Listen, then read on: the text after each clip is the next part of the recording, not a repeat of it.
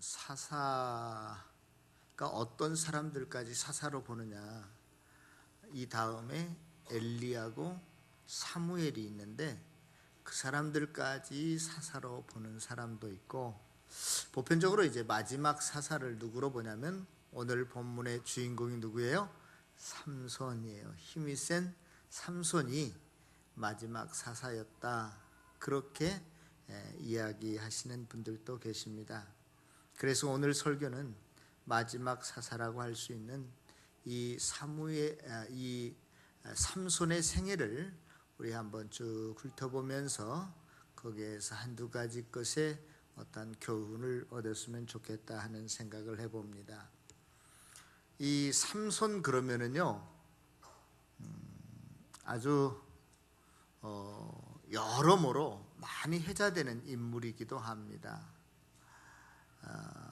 그 많은 문학 작품도 이 삼손을 소재로 해서 쓰여졌고요.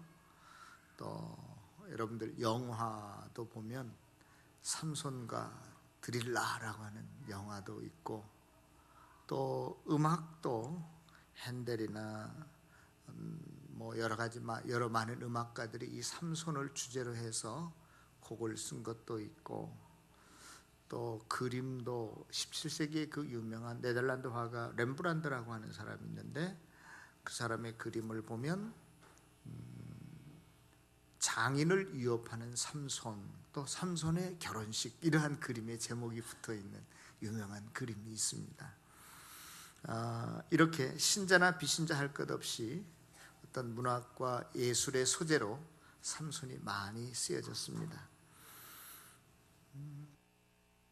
오늘 그 삼손, 마지막 사사 삼손인데요, 우리가 이미 살펴봤지만 앞에 여러 명의 한 20여 명 가까이 되는 사사들이 있는데, 야일과 돌라 같은 그 사사들은 한두 줄밖에 없잖아요, 기록이.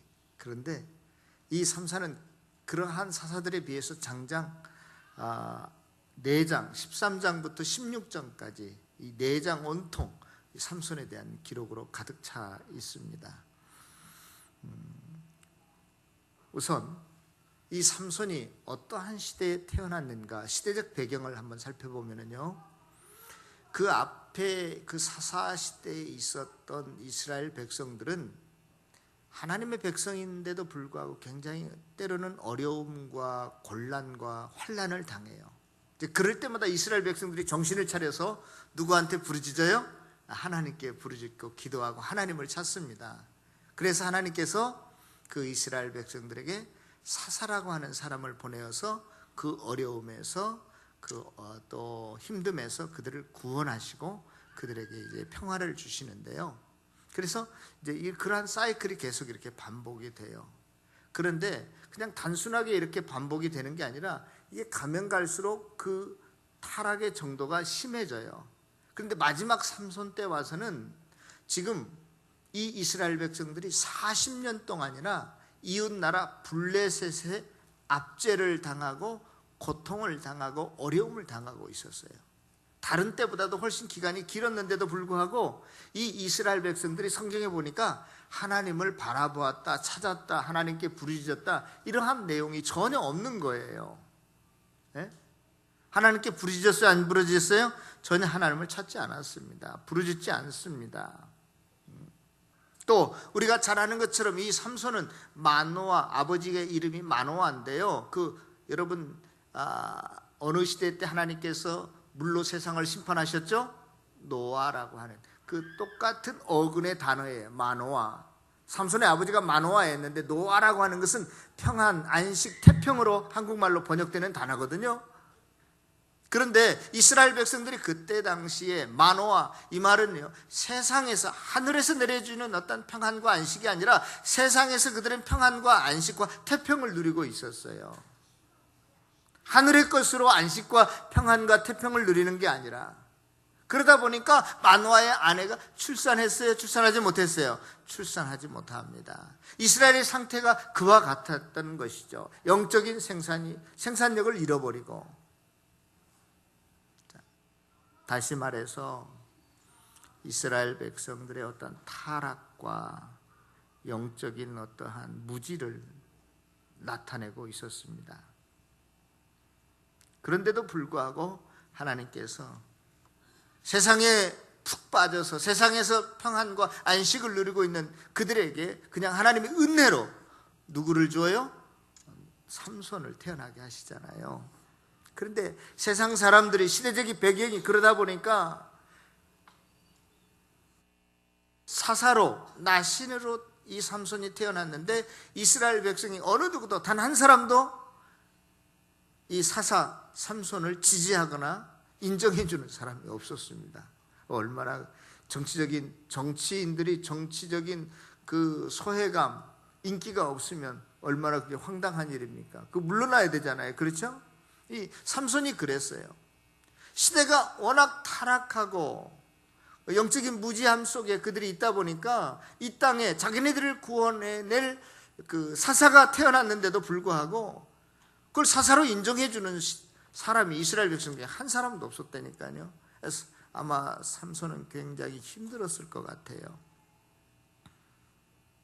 자, 그러한 시대적인 어떤 영적인 무지와 어떤 의미에서 교만과 그들이 자기네 힘으로만 살아가려고 했기 때문에 하나님을 찾지 않았기 때문에 또 어떤 황폐함 속에 있었던 시대에 이제 삼손이 태어나는데요. 그럼 삼손의 생애는 어떠했을까? 어떠했을까? 태어날 때부터 삼손은 나실인으로 태어나게 됩니다. 그런데 하나님의 영이, 여호와의 영이, 성령이 삼손을 이제 움직이기 시작하죠. 삼손이 어느덧 장성한 사람이 되었어요. 그런데 삼손이 누구를 보고 연민의 정을 느끼냐면 이웃, 지금 자기네들을 억압하고 힘들게 하는 블레셋 족속의 딥나라고 하는 마을에 가서 거기에 사는 한 여인을 보고 사랑을 느끼게 됩니다. 그래서 삼손이 자기 부모에게 찾아가서 이렇게 말하죠. 내가 딥나에 사는 한 여자를 사랑하게 되는데 허락하셔서 이 여자를 내 아내로 삼게 하소서. 그러니까 그의 부모가 이렇게 말합니다. 아니, 허고 많은 여자들 중에 할례받지 아니한 우리나라를 괴롭히는 하나님의 백성을 힘들게 하는 블레셋 족속 여인과 결혼할 게 뭐냐 하고 반대를 하지만 그러나 삼손이 아주 우깁니다.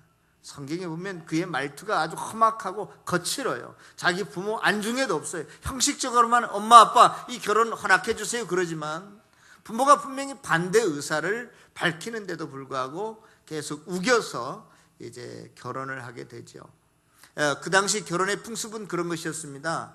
신랑과 신부의 부모들이 만나서 신부의 몸값을 정해요. 그런 다음에 결혼식 하기 전에 다시 신랑 부모들이 신부 집에 찾아가서 그 값을 지불하게 되는데요. 그래서 이제 삼손도 그러한 형식을 취하기 위해서 부모와 함께 동행해서 딥나로 그 여자 집에 찾아가게 됩니다. 그런데요, 그때 어떠한 일이 벌어지냐면 성경에 보니까 젊은 사자가 달려들어요. 그런데 삼손이 그 젊은 사자를 염소 새끼 찢듯이 찢어버리죠. 그런데 거기에 말하는 젊은 사자라고 하는 것은 새끼 사자가 아니라 힘센 사자를 의미합니다. 그런데 그 무시무시한 사자를 삼손이 그냥 염소 새끼 찢듯 찢어버립니다. 아무튼 그렇게 갔는데 이제 그것도 하나의 결혼 풍습의 하나인데 수수께끼를 해요. 잔치 자리에 이제 젊은 사람들 30명이 와서 수수께끼 내기를 하게 되는데요. 삼손이 이렇게 말하죠. 먹는 자에게서 먹는 것이 나오고 강한 자에게서 단 것이 나왔느니라. 이것이 뭐냐고 물어봐요. 이게 우리가 히브리의 문화를 알지 못하면 전혀 우리가 이해할 수 없는 것인데요. 뭐 예를 들어서 이런 거예요. 뭐 어린아이들이 리리 리자로 끝나는 말은 뭐 개구리 뭐 코끼리 뭐 이런 식으로 대답하잖아요. 그러니까 대답할 여러 가지 많은 방법들이 있잖아요. 그런데도 이 수수께끼라고 하는 것은 낸 사람이 그 단어를 맞춰야 맞출 수 있는 것이거든요. 그러니까 그 워드 프레이어라고 하는데 이러한 그 수수께끼를 내게 됩니다. 그러니까 거기에 초청받았던 그 블레셋 젊은 청년들이 아무도 풀지를 못해요. 그 잔치 기간이 일주일인데 일주일 안에 풀어야 되는데 그러니까 마지막 날 밤에 그 블레셋 사람들이 삼손이 사랑하는 이 딥나 여자 집에 찾아와서 협박합니다. 네가 남편 될 사람한테 이 수수께끼 답을 알아내서 우리에게 말하지 않으면 너와 너의 집 아비 집을 다 불살라 버리겠다. 그러니까 이 여자가 무서워서 삼손한테 그 정답이 뭐냐 물어봐요. 강한 자에게서 단 것이 나왔다. 이 말은 지가 이 딥나로 올 때 사자를 죽이잖아요. 근데 사자 좀 지나고 나니까 사자의 벌떼들이 달려들어서 거기에 아마 꿀을 이렇게 친 것 같아요. 그래서 그 꿀을 먹잖아요, 삼손이. 그러니까 자기만 경험하고 있었던 것이기 때문에 아무도 몰라요. 그러니까 제일 강한 것이 있다면 뭐예요?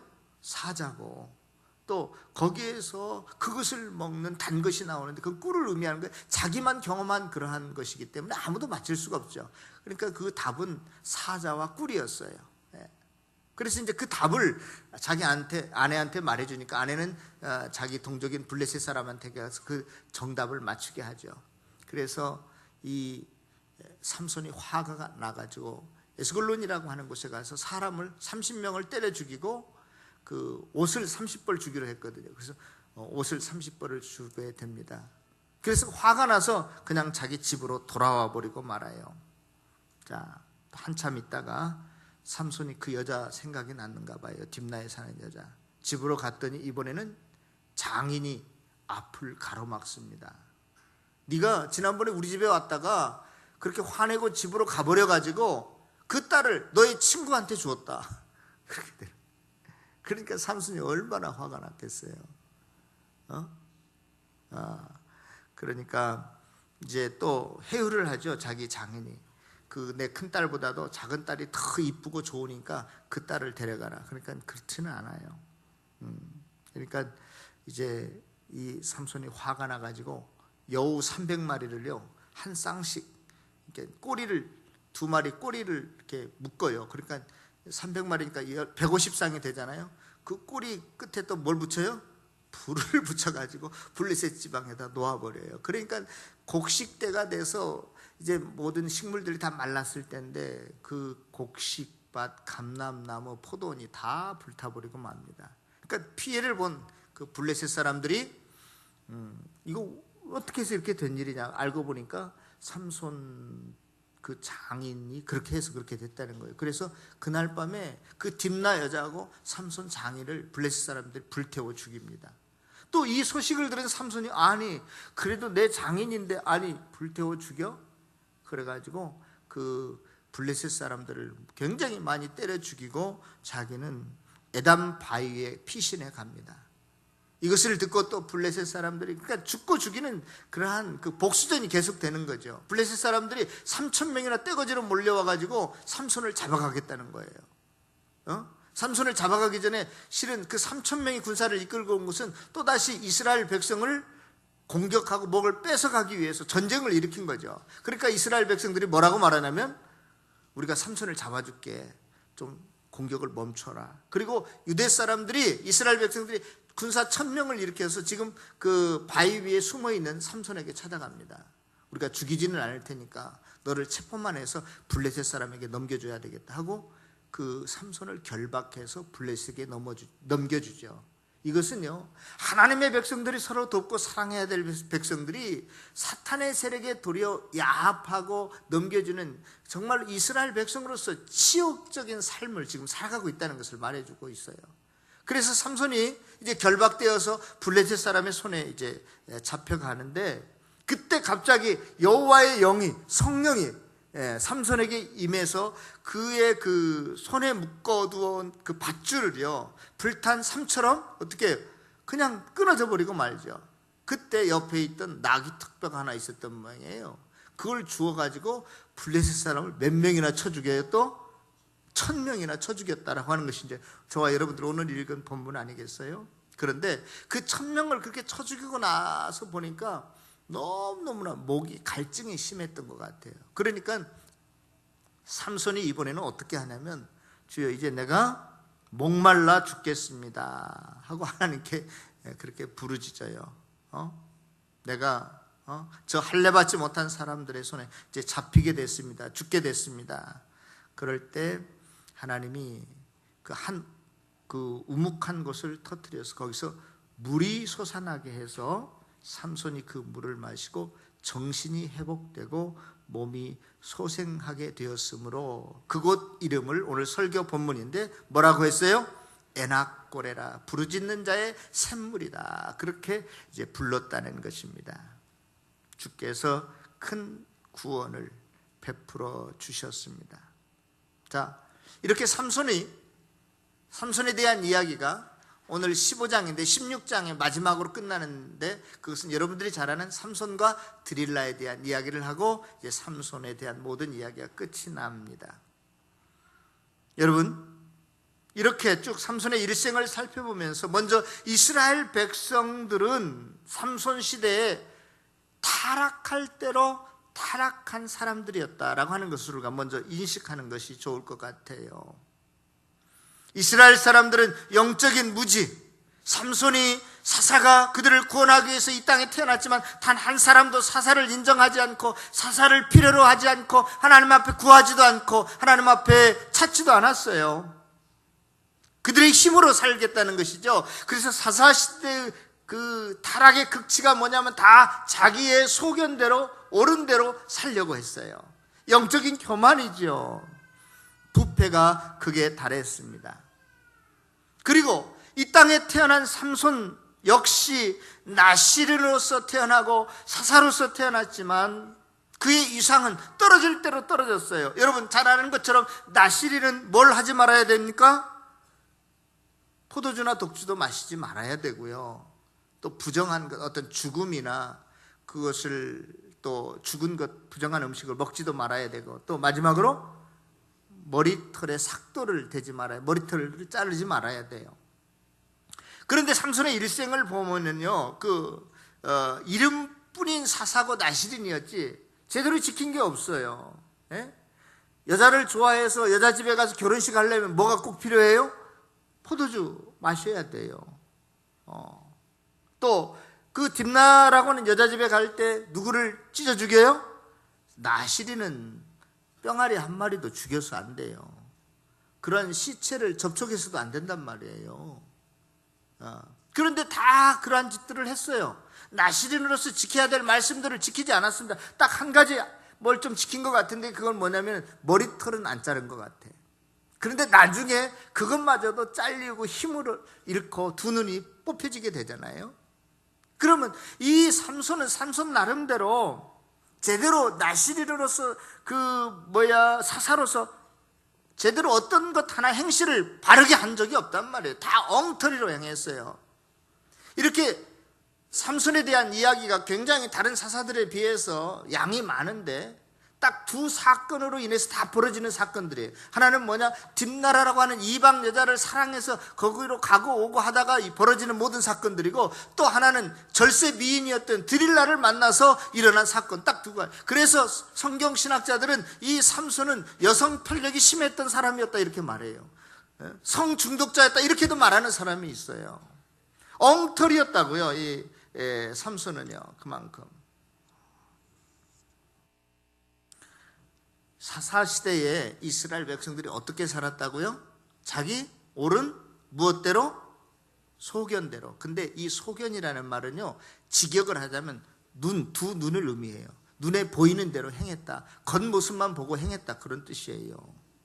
그래서 아이러니컬하게 두 눈만 보고 이쁜 여자만 찾아다녔던 이 삼손, 결국은 드릴라에 푹 빠져서 드릴라의 아름다움에 빠져서 머리까지 깎이고 뭐가 뽑혀요? 너 지금까지 두 눈에 의해서만 살았지 내가 두 눈 너 뽑아버리겠어? 하나님께서 뽑으신 거예요. 무섭습니다. 성경을 우리가 겉으로만 보니까 두 눈이 뽑혔네 그런 게 아니에요. 지금까지 삼손은 무엇에 의해서만 살았다고요? 두 눈 보이는 것에 의해서만, 아름다운 여자만 쫓아다니면서 살았어요. 그래 하나님 그를 뽑으신 거예요. 너 네 마음대로 네 소견대로 살아? 두 눈에 보이는 것으로만 살아? 눈에 보이지 않는 게 얼마나 많은데. 무서운 일이죠. 삼손의 생애가 그렇습니다. 그런데요, 이상해요. 자, 보십시다. 삼손의 시대에 이스라엘 백성들, 하나님의 백성들이 다 엉망으로 살았어요. 하나님을 찾지도 부르지도 않고 살았고, 이 땅에 태어난 삼손 역시 나시린으로서 사사로서 태어났지만 하나님 행실이 엉망이었어요. 그럼에도 불구하고 히브리서 11장 신약에 넘어오면 많은 위대한 믿음의 사람들을 열거할 때 그 사이에 누가 들어있는 줄 아세요? 삼손이 들어있습니다. 이게 어찌된 일인가? 다른 것으로는 해결할 방법이 없어요. 그저 아무 받을 조건, 자격이 없는데 하나님께서 공짜로 주시는 은혜로 되어진 것뿐이다. 할렐루야. 하나님의 은혜 때문에 이스라엘 백성들이 부르지도 않고 하나님을 찾지도 않고 기도한 것이 아니었는데, 회개한 것도 없었는데, 또 삼손도 하나님께서 사용될 만한, 하나님께서 사용할 만한 그러한 그릇이 못 되는데도 불구하고, 어떠한 자격도 갖추지 못했는데도 불구하고 번번이 죄만 짓고 하나님이 정해놓으신 그러한 뜻대로 살지 못한 자였는데도 불구하고 하나님께서 그를 사용하셨다는 거예요. 무언가 하나님의 뜻을 드러내셨다는 거예요. 그것은 다른 것이 아니라 하나님의 은혜예요, 은혜. 그러므로 저와 여러분들이 이 세상을 살아갈 때 내가 뭐 기도했기 때문에, 내가 뭘 헌신했기 때문에, 뭘 충성했기 때문에 뭘 얻는다, 그런 거 아니에요. 우리 그리스도인들은 아무리 우리의 헌신과 충성이 있어도 기본적인 정신, 이 모든 것이 무엇으로 되었다? 하나님의 은혜로 되어지었다는 사실을 여러분들이 믿을 수 있기를 바랍니다. 우리 된 것, 나 된 것, 사도 바울이 고백한 것처럼 다 하나님의 은혜로다. 그럴 때 우리가 진정한 감사와 눈물이 나올 수 있는 것 같아요. 기쁨이 있을 수 있는 것 같아요. 사랑하는 성도 여러분, 하나님의 은혜 속에 살아가는 저와 여러분들이 되어지시기를 바랍니다. 저는 지난주 한 주간 동안 그 가정교회 컨퍼런스에 다녀왔습니다. 이제 저녁이 되면 다 마치고 거의 한 12시까지 또 기도회가 있는데요. 제가 이제 조장이 되어서 한 조가 6명씩인데 이제 각 방마다 모여서 기도회를 했습니다. 그런데 거기에 대전에서 오신 한 목사님이 계셨어요. 근데 그 목사님은 26살 때 대학을 졸업하자마자 조폐공사에 입사를 했어요. 그래서 50살 때까지 그러니까 24년 동안 직장 생활을 하고 너무너무나 목사가 되고 싶어서 이제 신학교에 50살 때 신학교에 들어가게 됐습니다. 그때 당시는 주의 일을 하려면 다 놓고 어떻게 해야 돼? 일단 신학교를 들어가야 돼. 그러니까 자기도 너무너무나 목사님이 되고 싶으셔서 이제 뒤늦게 늦가기 신학생이 된 거예요. 그러니까 이제 자기가 조폐공사에 24년 다녔기 때문에 퇴직금이 꽤 많이 됐었대요. 퇴직금도 받고 이걸 내가 주의 일을 하면 되겠다. 자기 아들이 미국에 유학을 갔는데 일을 하다 보니까 돈이 많이 모자라더래요. 그래서 자기 부인한테 당신 다시 피아노 학원 해. 그래서 이제 피아노 학원도 하고. 근데 나중에 이게 계속 쓰다 보니까 모자라니까 자기 아들 유학 보낼 등록금까지 다 써버리고 피아노 학원도 처분하고, 그래서 모든 실탄을 다 썼는데 한 사람도 맞아 죽는 사람은 없더래. 죽게 돌아온 사람이 한 사람도 없더래. 그래가지고 완전히 낭망이 돼가지고 이제 손가락을 빨고 있는데, 하나님 우리를 굶겨 죽이시려면 죽이시고 말리면 마십시오. 성도도 하나도 없고 그렇게 몇 년 동안 지난 거예요, 대전에서. 그리고 이제 가정교회를 알다가 후회를 얼마나 했는지 모른대요. 내가 가정교회를 알았더라면 직장 다니면서도 할 수 있었던 사역을 내가 왜 미련하게 관두었는가, 뭐 이런 것 시작해서. 그러나 다시금 이웃 사람들을 만나고 섬기기 시작하고 목장 모임을 가지면서 한 사람, 두 사람 교회가 이렇게 세워지게 됐다는 이야기를 하면서 그동안 많은 내용들이 있는데, 그분의 결론은 뭐냐? 내가 뭐 가정교회에서 된 것 같지도 않고요, 하나님의 은혜로 되어지는 것 같습니다. 할렐루야. 목회뿐만이 아니라 저와 여러분들의 자녀들 가정도, 여러분들의 사업도 다 하나님의 은혜로 되어지는 줄로 믿습니다. 또 한 분이 계셨어요. 제 그룹에 어떤 분이냐면 그분은 일본 동경에서 오신 분인데요. 한국 사람인데 일본 여성하고 결혼을 했어요. 일본에 계신 지 23년인가 됐대요.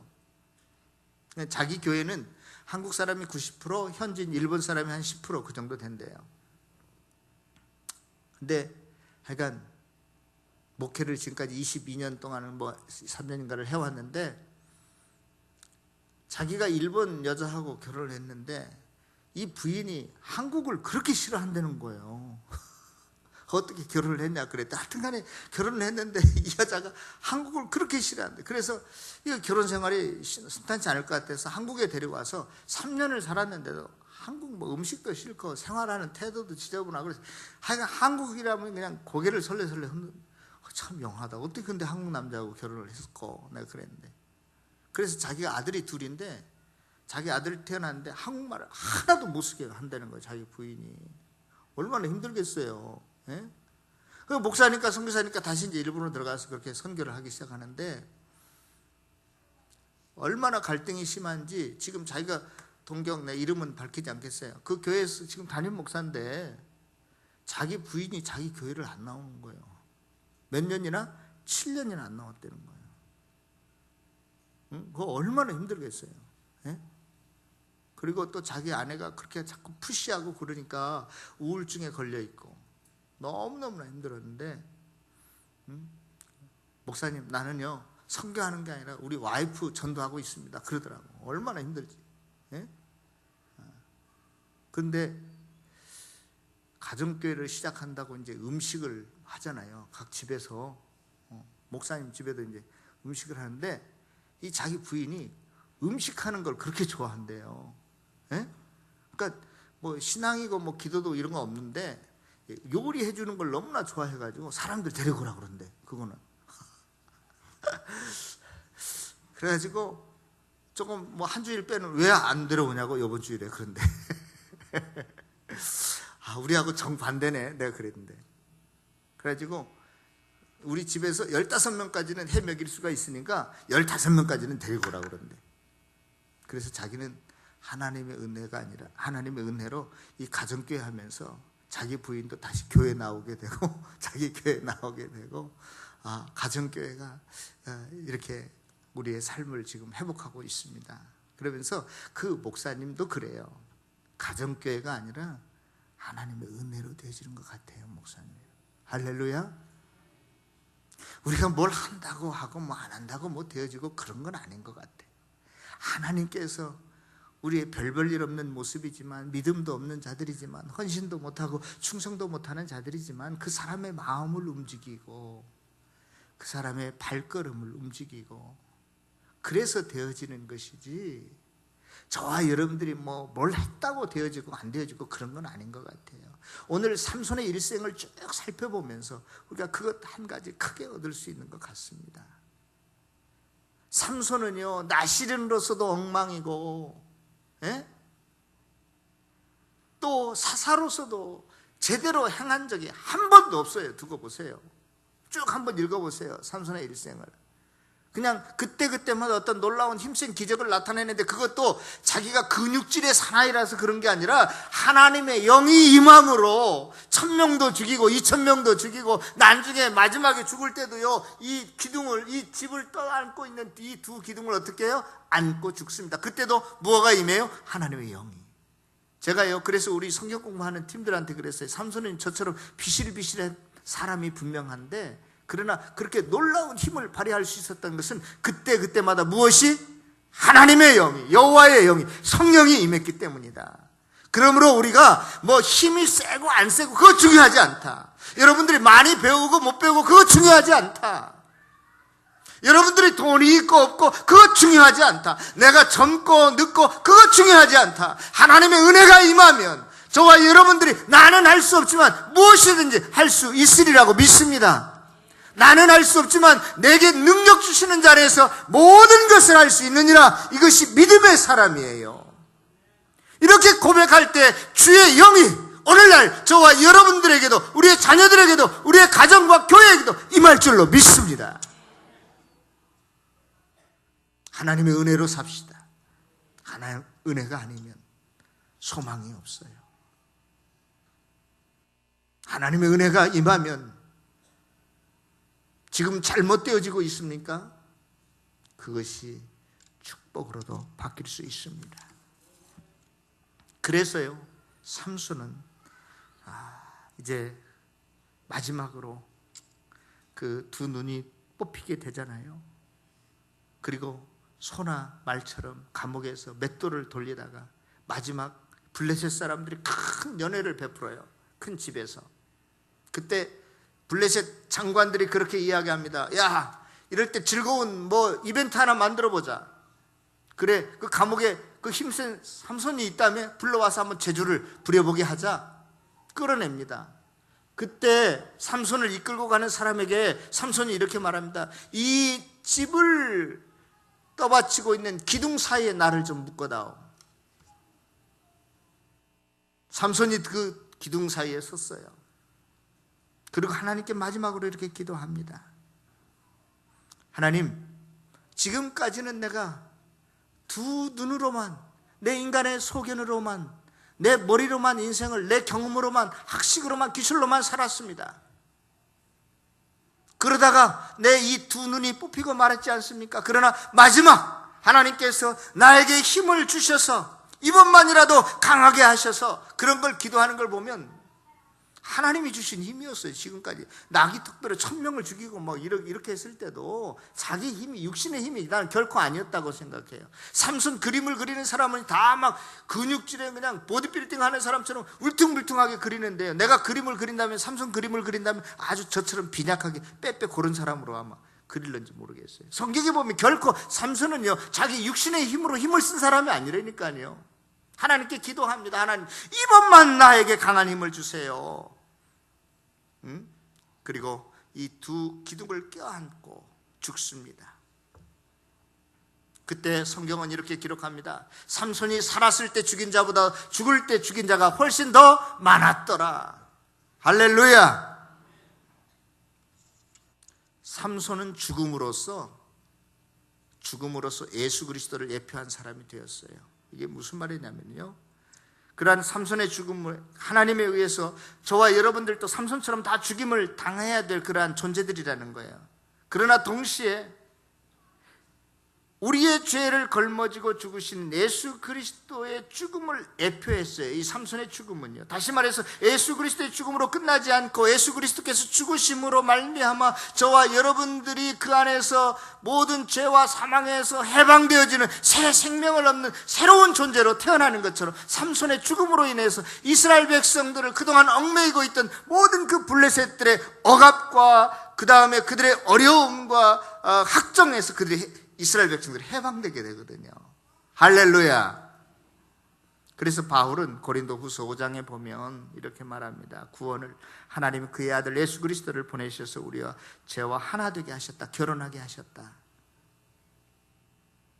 갈라디아 3장 13절에 보면 그리스도께서 우리 죄를 위하여 저주를 받은 바 되사 죄로 말미암아 죽어야 될 우리가 예수 그리스도와 함께 역사 속에서 죽음으로 다시 살아나는 것과 같이 삼손의 죽음으로서 이스라엘 백성들이 블레셋에서 해방되고 자유함을 얻고 평안과 구원을 얻게 되었다는 것이에요. 할렐루야. 삼손은 그동안 육신의 어떠한 본능, 쾌락을 추구하고 자신의 일을 위해서 살고 인간만을 위한, 이 땅의 삶만을 위한 삶을 살았지만 동시에 죽음으로써 자기의 이름을 버리고 예수라는 이름으로 이 세상에 오신 주님의 모습을 나타낸 사사였습니다. 에낙골에도 마찬가지입니다. 부르짖는 자의 샘물이라는, 삼손이 나귀 턱뼈로 1000명이나 죽였을지라도 물이 없어 목말라 죽을 지경에 이름으로써 죽어야 될 자인데 하나님의 은혜로 물을 부어주셔서 그를 살리셨다는 것입니다. 그것이 에낙골이에요. 우리도 마찬가지예요. 하나님의 은혜가 아니었으면 우리도 이 세상에서 1000명, 2000명, 3000명을 죽였다 할지라도, 대적을 물리쳤다 할지라도, 저와 여러분들의 가진 무슨 기술과 능력과 힘이 세고 돈이 있다 할지라도, 명예가 있다 할지라도 우리는 항상 갈급하게 되어 있어요. 사마리아 수가성에서 남편이 5이나 있던 여인이 항상 목말라 현실의 삶을 갈급해 있었던 것처럼 그렇게 살아야 될 저와 여러분들인데, 다 죽고 말았을 존재들인데, 영원한 지옥에 떨어져야 될 존재들인데 저와 여러분들이, 그러나 하나님께서 영생의 생수를 주셔서 다시는 목마르지 않고 죄와 사망에서 저와 여러분들을 건져주시고 소생시켜 주셨음을 믿습니다. 삼손이 젊은 날에 힘센 사자를 염소 새끼 찢어 죽이듯 죽였고, 아스글론 사람들을 30명이나 죽이고 베옷과 겉옷을 빼앗았고, 결박해서 끌려갈 때 밧줄을 그저 실탈에 그냥 실 하나를 끊는 것처럼 끊어버렸고, 나귀 턱뼈로 1000명의 블레셋 사람을 죽였고, 또 그는 마지막 죽을 때 2 기둥을 무너뜨린 것도 하나님의 은혜로 되어진 줄로 믿습니다. 그때마다 비실비실한 삼손을 하나님께서 여호와의 영이, 성령이 임했을 때 그 일을 감당해낸 줄로 믿습니다. 저와 여러분들 이 땅의 남은 생애를 살아갈 때 내 육신을 내세우지 마시고, 절망과 낙심과 목말라 죽을 뻔한 상태에 있다 할지라도 하나님의 도움으로 하나님이 하신 일, 에낙골의 그 샘물을 하나님의 은혜로 내놓는, 그것을 간증하며 살아가는 저와 여러분들이 다 되어지시기를 다시 한번 주님의 이름으로 축복합니다. 기도하겠습니다.